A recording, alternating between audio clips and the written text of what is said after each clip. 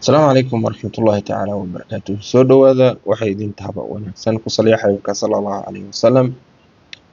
Ma isweydiisay weligaa waa maxay blockchain, qaabka u shaqeeya, maxuu yahay? Su-aashaas iyo su'aalo kaleba ayaan doonaynaa insha Allah intii Ilaahay naga garansiiyo inaan uga jawaabno. Waana qaybtii labaad ama seriska labaad oon uga hadlaynay waa maxay cryptocurrency. Blockchain waa xiriir xogeed u samaysan qaab digital ah kaasoo si casri ah loogu kaydiyo macluumaadka hadda lagu kaydiyo ama waxyaabaha hadda uu caanka ku yahay waxaa ka mid ah lacagaha internetka kaasoo u kaydinaya ama macluumaadka u kaydinaya si sugan haddana daahfuran oo la arkayo. Macnaha qofkan waxaa diray in wax la diray transactionka waa la arki karaa ama waxa la diray waa la arki karaa, laakiin hebelka loo diray cadadkay tahay iyo qaabka loo diray midna lama ogaan karo. Si kale haddaan u dhigno waa buug kaba soo qaad Cali iyo Cusmaan iyo Cabdi ay hayaan isku sina wax loogu qoray, qof walba koobiyo haystaa. Koobigaasna koobi ama wax laga bedeli karo ama la soo celi karo ama la xadi karo ma aha. Saas daraaddeed blockchain magaceedu wuxuu u dheeraaday waa aamin, waana la arki karaa waxa aad ku qoraysid ama meesha dhigaysid. Si daahfuran waa loo arki karaa oo dadka transactionka dhaca iyo qaabka wax loo kala iibsanayo way muuqataa, laakiinse lama xadi karo lamana bedeli karo. Transaction markuu dhaco meesha doontid baa ku dir, meesha doontidna joog. Wuu dhacay, sidaas ayuu ku dhacay oo waxa weeye block waa qayb xiran, chainna waa taqaanin oo silsiladii dabcan waa tana. Marka koobigii hore ama qofkii ka horreeyay meeshii uu wax geliyay ama meeshii uu galay transactionkiisa ama wixii uu gudbiyay qoraalkiisii meeshii lagu qoray, meesha ku xigta ayaa lagu qoraa qofkan. Marka waxay iskula xiran silsiladaas waana block kasta silsilada iskula xiran oo wax isku xiran. Haddana waxa weeye waa qaybtan maanta hadda ku qortay waa sida qof adiga oo hadda dukaankaada markaad joogto kaba soo qaad waxaad qoraysaa buugga markaad meesha bishii marka ka bilaawdid qofkii markuu qaato alaab oo kaa iibsado haddii uu lacala deyn ay ahayd waxaad qoraysaa inta shaayo qaatay, laga yaabo inuu mar labaad kusoo laabtay, haddana markii labaad kusoo laabtay waad kusii dabadaraysaa qaybtan waxaa ku qoraysaa qaybta ka hooseysa. Marka blockchain waa qaab noocaas camal oo u shaqeeya, laakiin wuxuu uga duwan yahay buugga maadaama la tirtiri karo ama laga guuri karo ama uu guba karo. Kan waa wax kombuyuutar hayaan oo laga taxadiray si nidaamsanna u samaysan. Midda kale qaabka u shaqeeya blockchain marka macluumaad cusub la geliyo ama transaction cusub oo dhaco ama wax kala iibsi oo dhaco ama lacag diris ay dhacdo waxaa lagu kaydiyaa xirmo ama block. Xirmadaas marka waxa xaqiijinaya kombuyuutaro fara badan awoodna u leh inay xaqiijiyaan inay tahay mid sax ah iyo inay tahay mid been ah. Dabcan haddii mid been ah tahay reject baa imaanaysa, laakiin sax hadday tahay oo transactionkaas uu dhaco kombuyuutarada midka ugu awoodda badan aa ku guuleysanaya in uu saxo oo kabacdina markuu sax inay tahay la arko mooriya la saaraya ama shaabad baa lagu dhufanaya waana la xirayaa, meeshaasay ku xirmaysaa taas.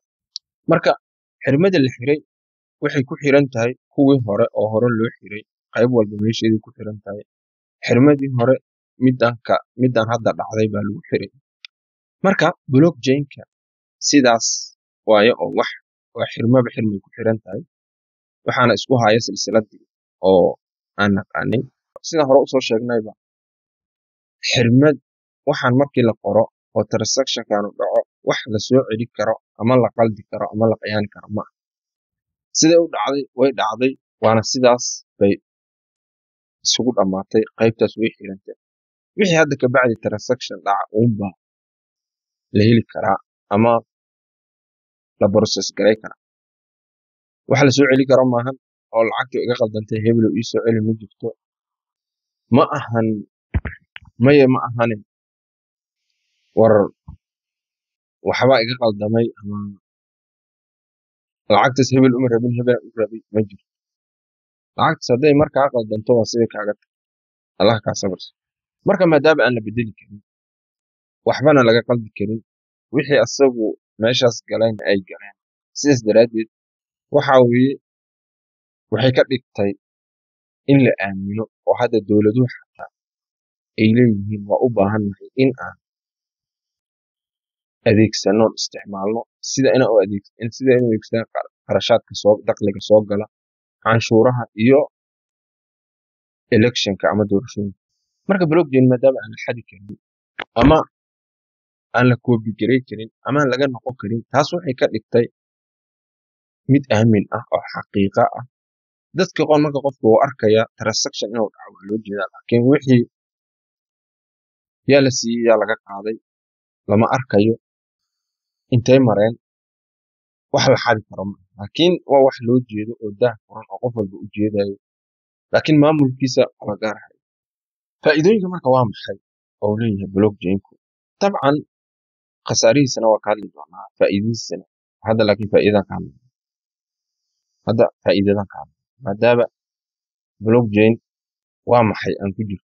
marka koowaad xogtaada adigu keliya ma arkaysid oo markaad lacag dirtid xogtaada waa loo jeedaa inaad lacag dirtay, transaction oo dhacay ama si uun adigu aad isticmaalaysid waa la arkaya. inaad isticmaalaysid adigu aaladan waa loo jeedaa.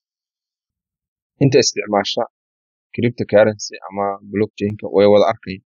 midda labaad ganacsiga iyo cryptocurrency waxay u fududeeyay hadda waxaa la marayaa amaba blockchainku uu fududeeyey inaad koob shaaha ku gadan karto, macnaha cryptocurrency inaad koob shaaha ku iibsan karto. midda kale waxaa waaye meeshan haddaa ka dirtid ka qaarad inuu daqiiqad u kala gudbayo. blockchain wuxuu fududeeyey middleman wax la yidhaha ma jiran, macnaha qof saddexaad, dowlad ha ahaato ama bangi ha ahaato, qof saddexaad oo ku dhibaysa ama lacagtayda soo daahday ama bangi hebel tag ma jiro. isla markaas aad soo dirtid baad helaysaa, lagu soo diraad helaysaa waxa. midda kale waa fee yar tahay oo lacagaha la dhiibayo waa wax yar, sentiyaal kaa goosan. waxaad markaad u helaysaa adoon bangi marin, fee yar aan fee lagaa goosan fara badan, aan dowladdu ku ceshan inta lacagahaadii aan baan lagaa saarin. waxaa kaloo jira in lagu kala qoran karo heshiisyo caalamiya iyo kontraktiyo. coinkan la yidhaahdo ethereum smart contract wax la yidhaaho oo macnaha loo sameeyey isaga. heshiisyaad ku kala qoran kartaa, shaktiyadaad gelin kartaa oo ku kaydsan kartaa blockchainka. heshiisyada marka mar walba heshiisyadaas aad gelisid waxaa laga yaabaa in uu si heshiisyaad ku kaydsan kartaa. heshiiskaas aad ku kaydsatid sidii wax walba saad ugu kaydsato unbaad u helaysaa. dhanka maaliyadda marka wuxuu meesha ka saaray middleman ama qof saddexaad, bangi ama dowlad. wuxuu kaloo meesha ka saaray in lacag fara badan lagaa jarto oo fee lagaaga jarto. marka waxaa la leeyahay dunida dhow waxaa laga yaabaa in loo guuro dhinacaas iyo blockchainka iyadoo qof walba oo isticmaalayo qayb isaga u gaar. su-aasha kale waxay tahay blockchain ma ku eg yahay ma cryptocurrency bis uu ku eg yahay mase uu ka baaxadweyn? dabcan uu ka baaxadweyn maadaama aan sheegnay in contractyo lagu qoran karo oo heshiisyo lagu geli karo. waxaa xataa lagu kaydsan karaa iminkadan ama loo adeegsan karaa waxaa la yidhaahdo dukaankaada ama dukaanaad adigu leedahay inaad gelisid macluumaadkiisa. wuxuu kaloo leeyahay in qof walba meesha uu joogo ama ganacsi walba meeshu kasoo bilaabo iyo meeshuu marayo la arkayo oo ay yihiin wax waadax ah oon qarsoonayn ama aan qarsoomin. marka waa kaydinta dukumentiyada heshiisyadii la galo in lagu kaydiyo waxyaabahaas oo dhan waxa fududeeyaha waa blockchain-ka. waxaa jirta qayb ku dhex samaysan oo la yidhaahdo supply chain. faa'iidada marka ay leedahay ama in ay ka gudo baaxad weyn tahay in inta loo maayo oo ilaa iyo laga yaabo in qof walbaba oo u isticmaalo meesha uu joogo ama inta waxa uu haysto baa dhici karta. marka badeeco walba ood gelisid waxaa la ogaa karaa meeshay ka imaatay iyo meesha hadda marayso. qof walbaad heshiis gasheen waxaad arkaysaa in heshiiskii meeshaad ku gasheen iyo qaabkaa u gasheen kulliis gareydid wax bedeli karaa ama wax ka daba imaan kara ma jiro. uga baqi maysid hebelaa galay hebelaa bedelay, uga baqi maysid. marka waxaan isleeyahay maadaama aan anagu nahay dhalinyaro waxaa nooga aadan inaan baranno dhammaanba waxyaabaha ku saabsan internetka maadaama dunidan hadda koraysa aan u baahannahay inaan la soconno wax walba iyo qaabkay u socdaan. laga yaabo inaan ka faa'iidno lagana yaabe in looga faa'iidaysto. marka intii ama lagaaga faa'iidaysanahay ka faa'iid adoo ka cararaya in lagaaga faa'iidaysto baro oo ogaa waa maxay blockchain.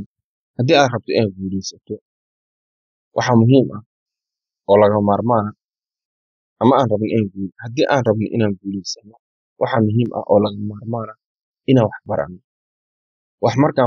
waxaanan dhahay marka wax laguu sheego baad wax garataa. macnaheedu waxaa waaye markaa wax baratid baad ogaanaysaa maxaa saxan maxaa qaldan. marka haddii aan rabno inaan guulaysano waa inaan baranno haddii aan rabno inaan guulaysano mustaqbalka waa inaan baranno waa maxay blockchain, qaabka u shaqeeya iyo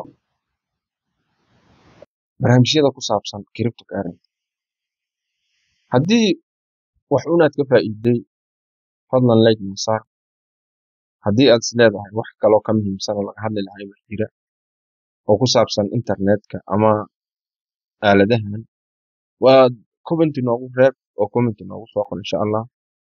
waa tixgelinaynaa dadka commentiyada noo soo qora. videogan intaanu ku egyahay aad baad u mahadsantihiin. waxaan rabnaa amaan u ordaynaa mustaqbalka wanaagsan, guul iyo horumar.